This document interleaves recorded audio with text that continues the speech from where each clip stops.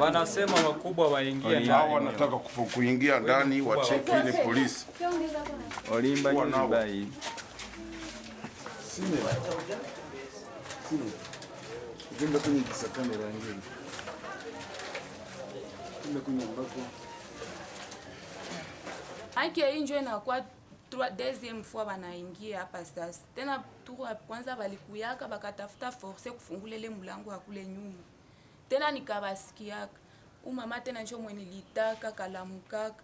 Nikakutana tena banaacha tena mabitu pale walikuwa wanatafuta tena bomola mu mlango. Bakakiaka tena bakaruka pale bakatoka bakaenda. Sikubaonaka tena. It can be good for us.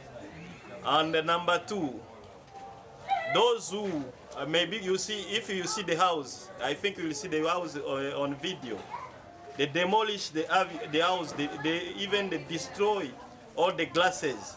They try to open the door. Even they take the fuel. They want to burn the house, which is so dangerous. I think at this point, the government has to look for this kind of people to see how to secure our people. Bulungi kuba babali bakajja mwaka gwedde bamulumba ne batema mukazi we tebyali birungi naye kati bazeemu mulumba bantu babadde babbi babadde batemu kubanga ebintu ebyakozeseddwa n'amaanyi agakozeseddwa batuuke ku muntu nga baagala kutuuka ku muntu singa babadde babbi tebandikoza bintu ng'ebyo by'amaanyi kumenya luggi naye embeera si nnungi olwaleero tusaba twongerwemu obuyambi naddala ku bannaffe bano betuyita abarefugee bayiganyizibwa nnyo abantu. I am the Executive Director of the Field of Africa Rights Alliance in Uganda. Today, we are here on a very sad note to condemn the acts of human rights violations, because what everybody is seeing here this morning, this is a black morning in this family. It says of the Refugee Council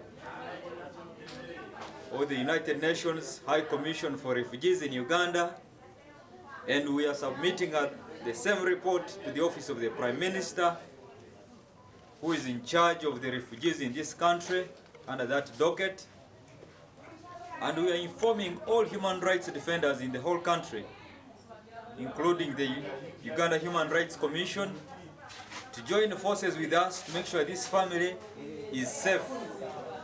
If they can't be safe in this country, when all this security is there, then there are other ways, according to the United Nations High Commission for the Refugees and the international conventions, that if they are not safe in Kampala, in Uganda, they have a right to leave this country, and United Nations High Commission for Refugees can evacuate them to a safer place, because we want their lives and we want them safe.